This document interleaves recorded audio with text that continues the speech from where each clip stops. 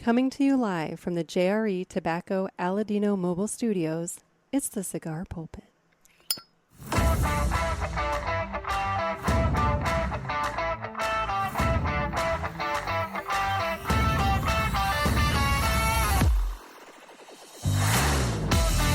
Hello, everybody, and welcome to another sermon from the Cigar Pulpit. I'm the Bishop of the Burn, Nick, and today we're going to talk about tariffs.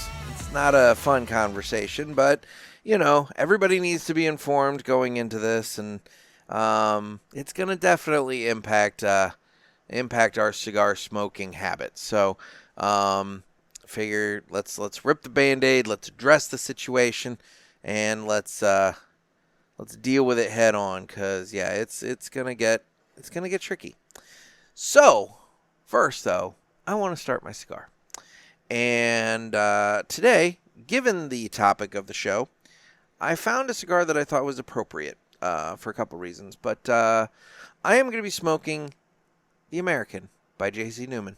I'm smoking a 4.5 by 50 Robusto, and this All-American Puro, the Florida sun-grown wrapper, covers a USA Connecticut broadleaf binder and a USA Pennsylvania and USA Connecticut filler. The American is expertly handmade in Tampa, Florida at J.C. Newman's century-old El Reloj cigar factory.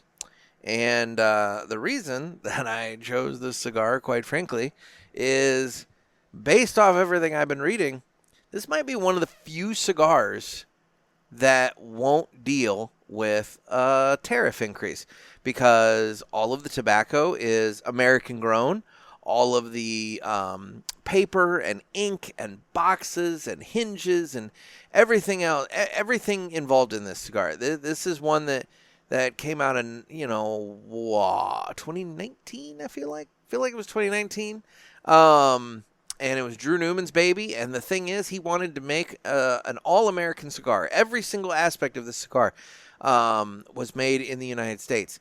Like I said, even down to they were delayed slightly because the hinges on the boxes were coming from Germany, and he insisted that he wanted the hinges to be made in the United States as well. And so it was one of those things where they had to figure it out. But now, because they did that, theoretically, it's kind of the only cigar that I can think of where all aspects of it are grown and made and assembled in the United States, to where you're not going to deal with a tariff on it. Because even other cigars that are rolled in the United States, typically they get their tobacco from elsewhere, and they have to import the raw tobacco that then they roll into cigars here. So even those are going to deal with an import, an import tariff. But the American, unless I'm way off base, I don't believe that one's going to be subject to tariffs. And so we're going to be smoking that today. So anyway, it's time to cut the cigar, and the official cutting is brought to you by 2guyscigars.com. That's the number 2guyscigars.com. Two Guys have been around for 40 years, and they are the trusted name in the cigar industry.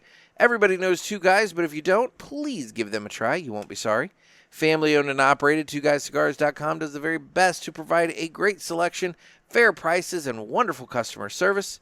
So head on over to 2guyscigars.com for your next cigar purchase. Tell them that the Cigar Pulpit sent you. I keep harping this. It's important. So when you put in your order in the little comment box, just say, hey, Cigar Pulpit or Nick sent me. And just remember, that's the number 2guyscigars.com. And with that, it's time to go ahead and cut the cigar. So while we do that, while we get this thing cut and lit, why don't we go ahead and hear the greatest commercial we've ever heard.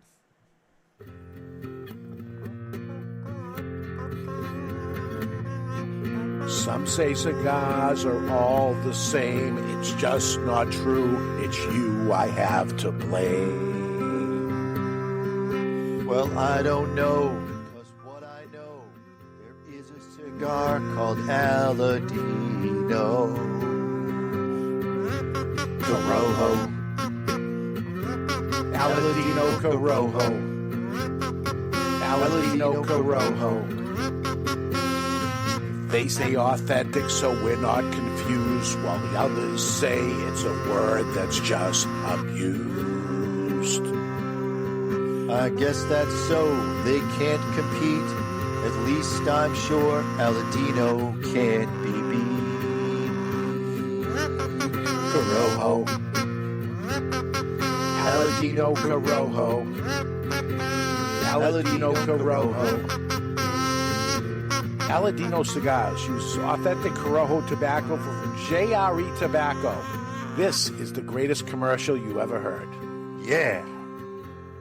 And unfortunately, I think I got an email in the middle of that and had a little ding, but, whatever. I muted my phone now, so that should not happen again, but sorry about that, Aladino. Okay, well, we got this guy lit. Now, this American, this thing's got some age on it. I bought this when I went down to Tampa in 2020, and I bought a box of these, and I've been slowly but steadily making my way through these. I think I've got about 7 of them left in the box, but I pulled this one out specifically for this episode. So this guy's got about 5 years of age on it, and so I'll be curious to see, kind of how it smokes. But anyway, tariffs. Let's get into tariffs. So I have notes.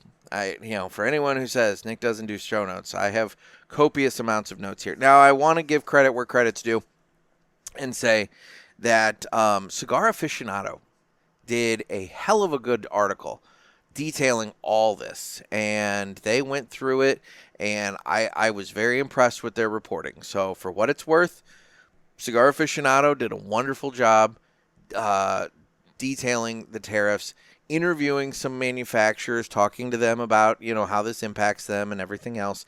So for what, they did a good job, and I want to give them credit. So the president, and also the other thing I want to get into here real quick, I'm not one to get into politics. I don't really want to get into politics. I don't like getting into politics.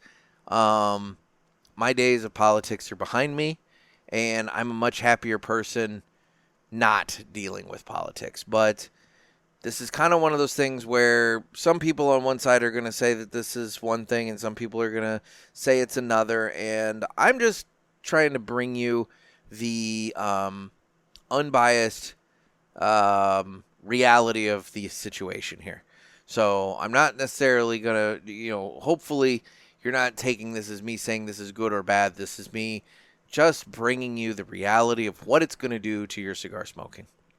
So the president signed an executive order on April 2nd establishing tariffs on foreign nations that are going to result in higher prices on cigars and cigar accessories in the United States. That much at this point is clear. So this is going to impact cigars. It's going to impact lighters, cutters, any cigar-related goods in stores and on websites. This is not going to just impact stores. This is going to impact websites too because, well, quite frankly, they got to get their product from somewhere, and unless they eat the tariff increase and cut down on their profit margin, you're going to see increases across the board everywhere. So a minimum 10% tariff on exports from just about every country was put into effect, and cigars coming into the United States from the Dominican Republic and Honduras are now subject to that 10% tariff. Several countries were assigned a higher tariff rate for a variety of reasons. Among them was Nicaragua, and they make more cigars by hand than any other country on earth, and cigars from Nicaragua are going to be hit with a 18% tariff. There's some, I've seen some things online between, going back and forth between 18 or 19%. I think we've kind of settled on 18%.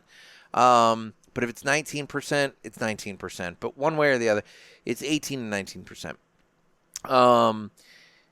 According to Cigar Aficionado, industry experts estimate that the tariffs will cost the end consumer anywhere from 50 cents to as much as $2.10 more for each handmade cigar in a zero tobacco tax state, and even more in states with tobacco taxes. So that means that theoretically you could be looking at an increase of $12.50 to $52.50 or more on a box of 25 cigars. I mean, that's math. Now, tariffs. We need to be clear about what tariffs are. Tariffs are taxes that are levied by countries on imported goods. These tariffs, they're not paid by the country or the company that makes or exports the product. So, like, for example, Aladino in Honduras, they are not responsible for paying the 10% tariff on their cigars, and the country of Honduras is not responsible for paying that 10% tariff on the cigars. But they are the tariff is paid by the company that receives or imports the item. And then the burden for this tariff, this extra cost, historically is always passed on to the consumer, meaning higher tariffs directly lead to higher prices on imported goods. And the reasoning behind this is to encourage American consumers to buy more items made in the United States and, rah-rah and that sort of thing. But the problem is there just are very few American-made cigars. The American that I'm smoking right now is is probably the only, like I said, it's the only fully American. But there are other ones that are made in the United States. But the thing is, again, they import their tobacco from elsewhere, so there is still going to be a tariff attached to it. And part of the reason for that is American labor costs are just significantly higher than countries where other cigars are made. And so making cigars in the United States is a very expensive proposition to do. Last year, the United States imported more than 400 million handmade cigars. Now, import numbers, they can be a little fudgy sometimes. Sorry, I got to keep that cigar going. Import numbers can be a little fudgy sometimes. Sometimes, you see reports about, import numbers are this and this and this, but then eventually you see something that comes along and it readjusts it. And, we've been kind of, I don't know. I think as an industry, it's been a little fudgy lately, but, for the sake of argument with this article, we're going to go ahead and go with their 400 million. And of that, according to Cigar Aficionado, 99% of that 400 million were hand-rolled in Nicaragua, the Dominican Republic, and Honduras. There we go. Got to get that cigar going. I got to keep it going. So, approximately 60% of the cigars imported by the United States are rolled in Nicaragua. 18% tariff. Approximately 24% come from the Dominican Republic, and about 15% are from Honduras. Both 10% tariffs. Tariffs are charged on the import cost of the cigar, not the retail price. Okay? So, according to them, the import price for a handmade cigar varies, but it's typically around $2 to $4. So you would be looking at, if you're coming from Honduras, if it's $2 to $4, you'd be looking at 10%, so 20 to 40 cents, give or take, per cigar. But when a cigar is imported into the United States, the importer pays the federal excise tax, which is capped at 40 cents per cigar. All right.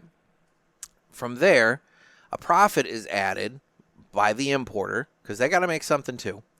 Then it's sold to a retailer at a wholesale price that kind of incorporates all these charges. So when your retail shop owner buys a cigar, buys an American, well, not an American, but they buy, one of the other cigars, they pay all this stuff all wrapped up into one. And the way the cigar industry is kind of set up is that it has like a keystone pricing. And what that means is that the suggested retail price is twice what the wholesale price is. So in this example that they give, a cigar that sells for $10 has a wholesale price of $5. So basically they double the price. And of that, it's that's where the shop basically brings in their revenue. Now, because the tariffs are assessed at the import point, so when it comes into the country, adding that cost at that point inflates everything. Because now the importer, instead of paying that $2 to $4, they're not paying $2.20 to $4.40. So then they tack on their profit onto that.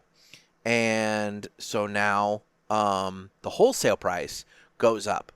And then once the wholesale price goes up and then is doubled again by the retailer, now that 20 cents to 40 cents or whatever doubles, essentially.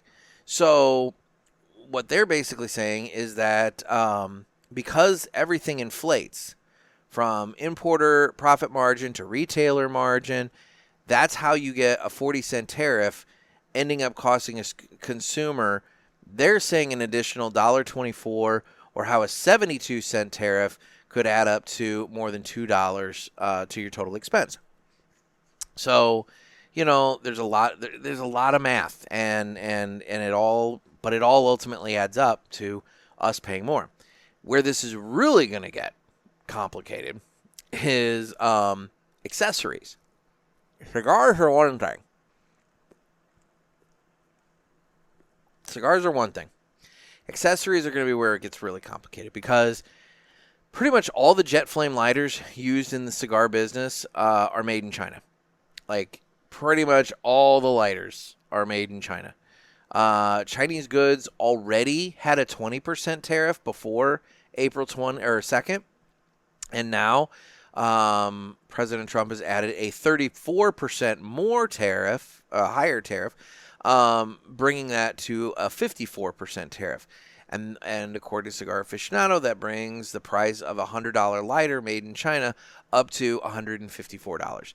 Now, I don't know about you guys. I don't buy $100 lighters. I buy the $10 Vertigo Cyclones. So, it is what it is. But that $10 Vertigo Cyclone could go up to, based off this, $15, give or take. You do the quick and sloppy math there. I mean, if they're saying a $100 lighter goes to $154, a $10 lighter is going to go to $15. And then from there, that's when we get to how this is impacting everybody. Now, like I said, Cigar Aficionado did a wonderful job reaching out and talking to different manufacturers and quoting them. J.C. Newman, specifically Drew Newman, said in the article that they are not considering any price increases until at least May 1st because they want to see how everything shakes out. Where this becomes really complicated is the fact that this got implemented literally before the PCA trade show. And so all these companies have all these deals set up and all their pricing set up and everything for the PCA trade show. And, oh yeah, by the way, tariffs are getting put on. And so now they're sitting back going, shit, are we going to make any money at the trade show selling at these prices? It's a thing, and they have to figure it out. And I don't know. I haven't heard of anybody making adjustments to their deals prior to PCA. And for a lot of them, they can't because they can, but it would be bad because they've already put those deals out. Those deals have been out and available to retailers to know about prior to the show. And so are they going to actually make those changes? And so I think honestly the tariffs are going to be the big topic on the show floor this year, later this week. So I don't know. It's going to be very interesting. Now, what I will say, any retailers that happen to be listening to this, boy, it may go against what you think, but buy big, because some of these manufacturers, if they were smart, they would have already imported all of their PCA inventory to the States, and so it wouldn't be subject to tariff. Whereas if a company was importing something later that was sold at PCA, it would. So that's definitely something to consider. I don't know, so it's definitely something to think about when you're making your purchases. The other thing, quite frankly, if you're a retailer, man, last year you should have been looking for something in that $8 to $12 sweet spot. This year, you really need to be looking for something in that $8 to $12 sweet spot, because so many manufacturers already went through the annual round of price increases. They do that every January. They put out the press releases and the price increase, and it's just this little bit and blah, blah, blah, and all that. And every year they're ticking up. But they're going to have to do it again. And it's going to happen again, following the trade show. Like I said, I think May, you're going to see a lot of price increases, press releases going out. And it sucks. But to that point, the consumer, our dollar can only go so far. And it's going less and less far at this point. So we're going to be looking for something in that $8 to $12 sweet spot. And that's post-tariff, so do the math and figure this out, because we're gonna want stuff that we can afford. And so this is a point where, for example, McAuliffe is sitting wonderful with the black, blue, red, and purple lines now.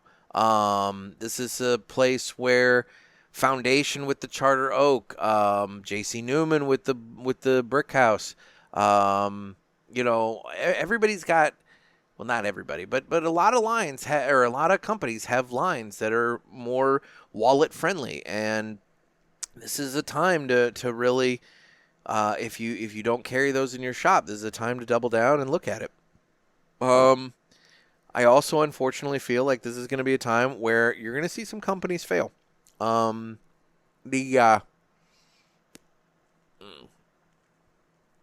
tariff is going to put some strain on little companies. It's going to put strain on little companies. It's going to put a strain on companies that were already, I think, selling a little high price point wise. Little high for the value. I have one in mind right off the top of my head. I'm not going to name it because, I don't want to cause shit. But there's at least one where when I think about their line, it's like, all of them are fairly overpriced for what they deliver. I think that's not going to help them at this point. It's because it's just going to go up. In terms of the little guys too, the other thing that needs to be considered is the fire at the AJ Fernandez factory. AJ Fernandez makes cigars for a lot of different companies. And those companies now are looking at delays for their product. They're looking at, issues getting their product to market. And, by the way, they're coming from Nicaragua where they have an 18% tariff put on it. So, this could be rough goings for guys like Foundation and especially Southern Draw and Espinosa, and some of these guys that, like I said, they work with AJ, but at the same time, they're getting their cigars from Nicaragua, so now they get this tariff to contend with. It's going to be a very interesting, it's going to be an interesting summer to see how this goes. Now, let's be real. The tariff situation, has been one where it's bounced around quite a bit, for a while now. I don't necessarily think we're going to see these taper away quickly.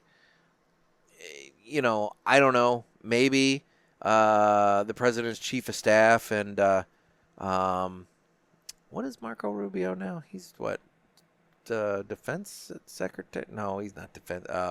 Secretary of State? I don't know. Whatever. Anyway, the bottom line is he's got a couple of very pro-cigar people in his cabinet. To where maybe they could, a little bit of grease could be put on the wheel to say, hey, let's at least exempt premium cigars from this because, it's a craft industry and it's just hurting the artisan people. But I don't know. I would think that would be a stretch. So at this point, I guess all I can say is we need to be prepared to pay more for our cigars if you want specific ones. Otherwise, this might be a good time to start thinking about some lower cost alternatives to what you're already smoking and enjoying, because your dollar's just not going to go as far with cigars. It's just not. Now, one thing I do want to point out, and God damn it, I meant to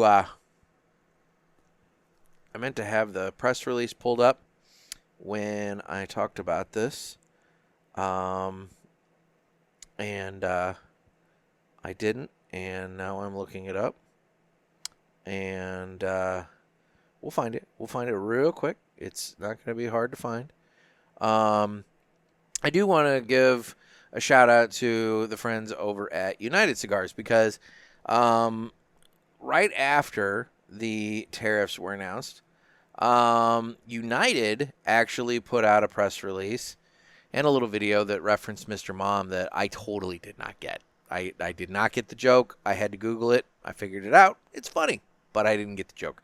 But United Cigars put out a press release that they are actually dropping the price of their flagship line as a way to step up for the cigar community in tough economic times. They are going to cut costs at production, starting with bringing box production in-house. And what are we going to do here? So they are pricing on the United Cigars flagship line will be lowered by over 20%. So as of now, the United Cigar brand on the Connecticut, Sun-Grown, and Maduro will have a suggested retail price for Robustos of $7.50, Toros of $8, and Churchills $8.50. And they're also going to be doing Humibags that offer 5 cigars plus a corresponding firecracker in the same wrapper. I think, I've been recording a lot of episodes, and I don't remember when I mentioned that. That might be one coming up in the future for you guys. But anyway, the bottom line is there's at least one company that took a look at the situation and said, okay, we're going to make things easier on the cigar consumer. We're going to actually lower prices, and we're going to give them a break because everything else is going up, so we're going to take our prices down. And let me tell you, I've smoked my fair share of United Cigars, the core line, and making it an $8 Toro, $7.50 Robusto, $8.50 Churchill, that's a good damn deal. So all day long, that's a good deal. I think that's a wonderful thing. I'd love to see more companies do that. I understand that financially, not all of them can. Let's be real, man. Some of these businesses are running on razor thin margins as it is, and they just can't afford to accept and absorb that tariff cost. But it would be nice. It would be really nice to see some other companies do it. Some companies are publicly traded and they have to show a profit to their stockholders. I understand that as well. This is not going to make that easier either. So, I don't know. But for what it's worth, United Cigars at least has given us a little bit of a break. So, I think we have to appreciate that. I've been talking a lot. And my cigar keeps wanting to eventually trickle out. It's smoking well when it's lit. It's tasting good, and it's producing a nice amount of smoke. I just it's one of those things. I'm not giving the cigar its full credit because I'm flying solo today, and I don't know. The solo shows I don't really get much out of the cigars just because I'm not paying attention to it. But anyway, let's do this now.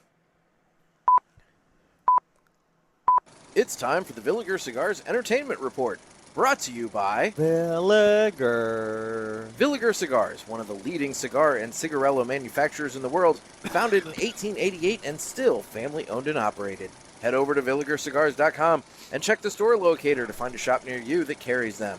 we guarantee that Villiger cigars will be a wonderful addition to your humidor and cigar rotation. Oh man, the retro hail's still nice and strong on this guy. Oh, it's interesting. It's got a aroma that I can't quite put my finger on. It's not.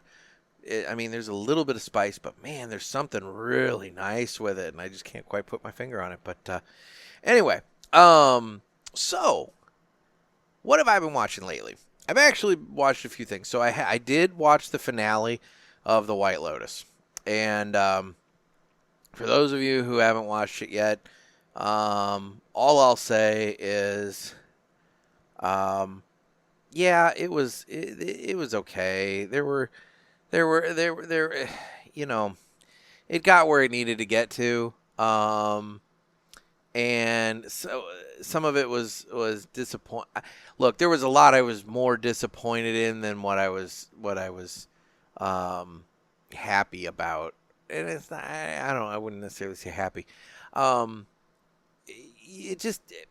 It proved to me that this is going to be the last season of this show that I watch. I watched the first one, was let down by it, didn't watch the second.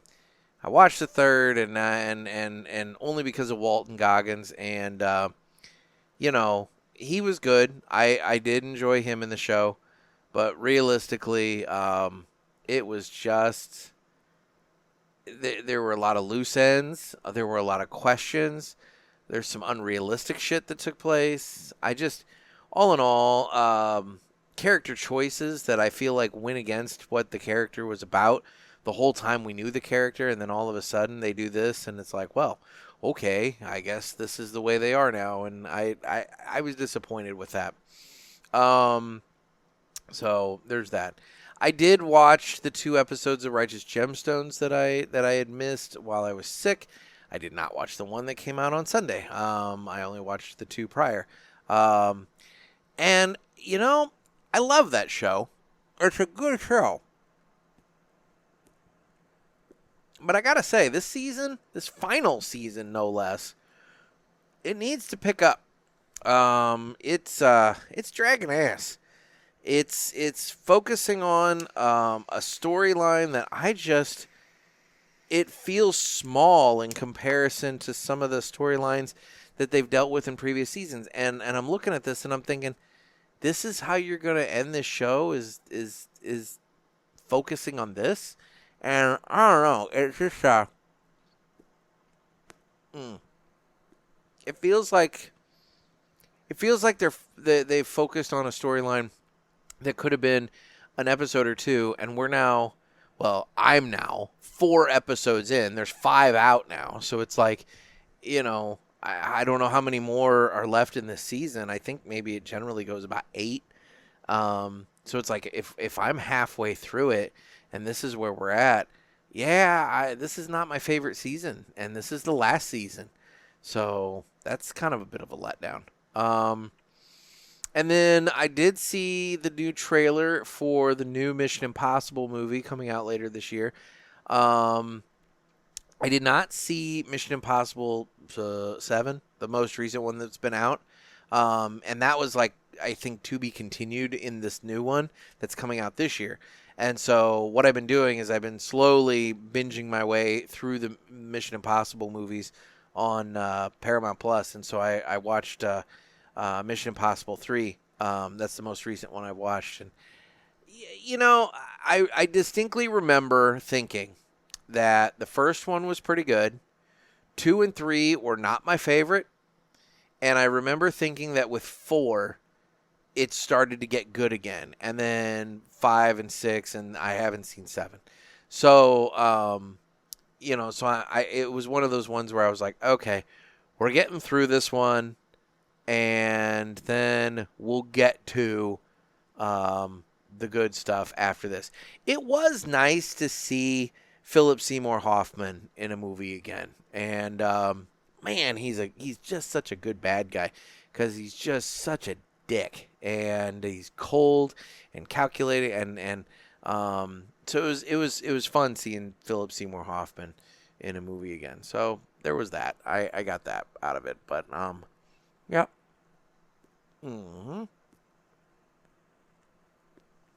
So yeah, that's my Villiger Entertainment Report. So let's do this now. It's time to fly high with Blackbird Cigars. Blackbird Cigars offers you remarkable quality using the most delicate and finest tobacco to always ensure that you're receiving unsurpassed cigars. Blackbird Cigars strives to give you undoubted repeating flavor for every cigar you smoke and impressive quality so that you can always expect greatness. Check out their website for a full list of stores carrying Blackbird Cigars and give them a test flight. Blackbird Cigars can't clip our wings. All right. Well, today, let me bring it up here. I'm like getting into it, and I don't have it in front of me. Today, we're going to talk about a man named James Shaw Jr. And in 2018, James Shaw Jr. was at a Waffle House in Tennessee when a gunman entered and opened fire. Shaw wrestled the gun away from the shooter and saved many lives in the process. But what he did afterwards showed even more about his character. Despite being hailed as a hero, Shaw didn't want the spotlight. Instead, he started a GoFundMe to raise money for the victims' families, and he raised over $240,000 for them. And later, he helped fund scholarships for local students and continued giving back to his community quietly. He didn't do it for attention. He just wanted to help people any way he could. So be like James Shaw Jr. and Blackbird Cigars, and don't let anybody clip your wings. Yeah.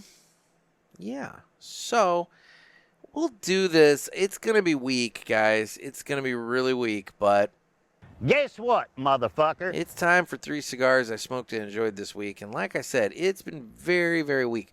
So coming back from the illness, the sickness, down with the sickness. Coming back from that, I have smoked this American right now is 1, 2, 3, 4, 5. This is the 6th cigar that I have had since that. So it's I'm sorry, 7th cigar I've had since coming back from the sickness.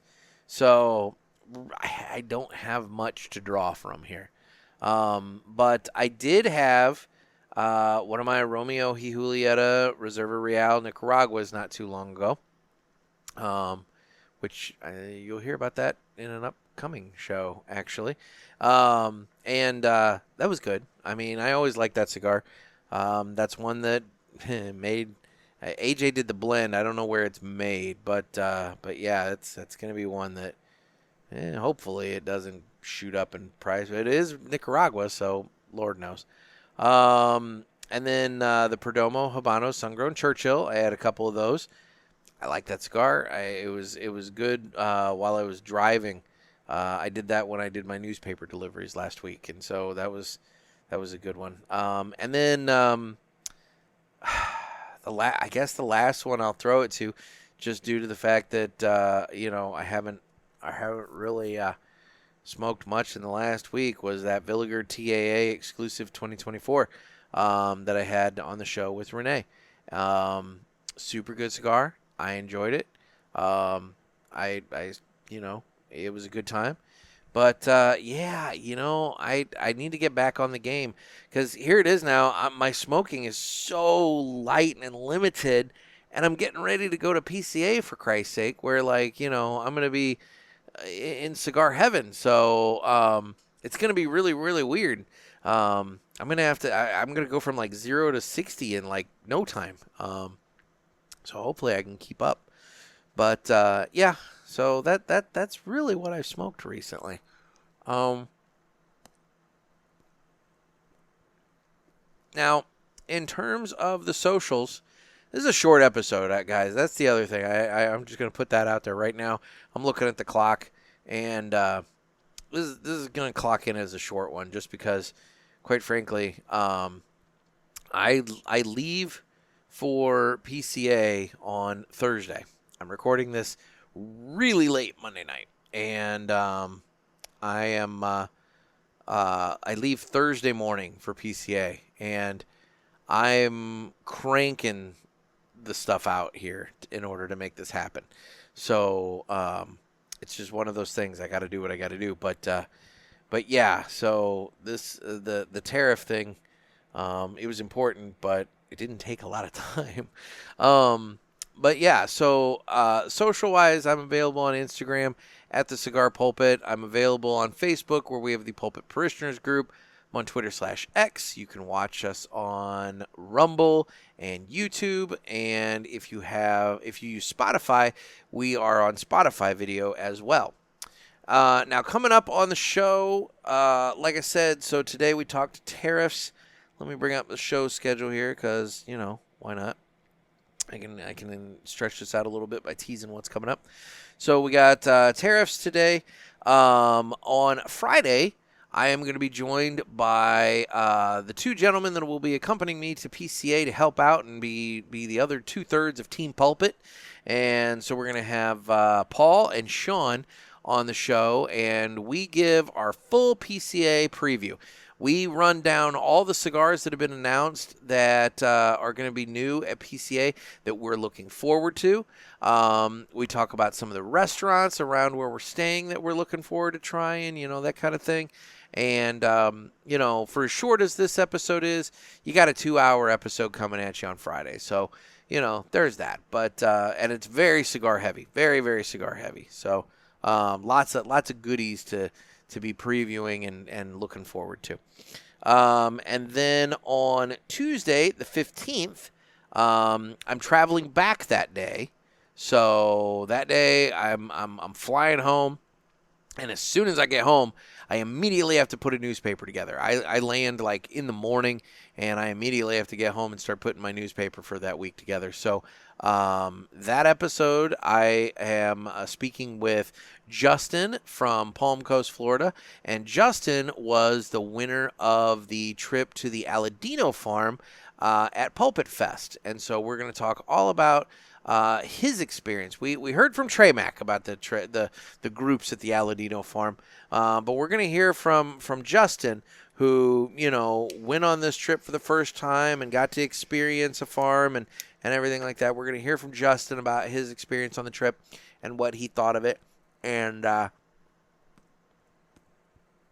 then in turn, you might learn how you can go. And then on Friday the 18th, that's when we will have the PCA wrap-up. That's when we're going to have the PCA show, where I bring you all the goodies, the news, the interviews, everything from PCA that Paul and Sean and I experienced. So that kind of gives you an idea as to what's coming up here. And from there, well, it is what it is. But at least I got that plotted out. It's good. We're good. And we'll go from there. So, anyway, guys, I'm digging my American. I need to actually sit and smoke it and not just yak. So, I think I'm going to let you go. So, I hope this has been somewhat educational. I hope that, when you see prices go up, you realize it's not the manufacturer, it's not the retailer. Nobody's trying to bleed you. It's just the kind of reality of the situation that because of these tariffs, the prices on cigars and accessories are going to go up. So that's the other thing. Now would be a good time to be stocking up on, maybe go out and when you're at the cigar shop, buy that extra can of butane. Buy that extra can of butane. Maybe buy, just stock up on a few things. But on the flip side of that, when the prices go up, like I said, it's not the retailer's fault. So don't be afraid to support your brick and mortar retailer and throw money their way and buy the products, even though maybe it went up by $1 or $2, because they're hurting just as much as everybody else. And so, it's one of those things. But on the flip side of that, retailers, PCA is your time to be looking for those sweet spot cigars. If this is coming and you're keeping that humidor stocked with expensive stuff or stuff that just keeps ticking up in price and is starting to get to a breaking point for your consumers, know your consumers. if you're starting to get to that point, maybe you need to take a good look at your inventory and say, okay, what can I do to diversify and get some more affordable sticks in here that are good? And that's where I'm telling you, you need to be looking for that $8 to $12. If this is not McAuliffe's year to shine, if they haven't shined already, this is definitely their year to go freaking bananas at PCA, because they should just be ruling the roost with the black, the blue, the red, and the purple at that price point. And then obviously United cigars coming down in price. If you're a retailer and you don't carry the United core line, you're doing yourself a disservice, because I'll tell you what, you bring in those cigars with that quality at those prices, you're going to sell a shit ton of them. So just keep that in mind as well. Anyway, well, guys, this has been another sermon from the Cigar Pulpits. I'm Nick. Everybody, stay safe and stay smoky.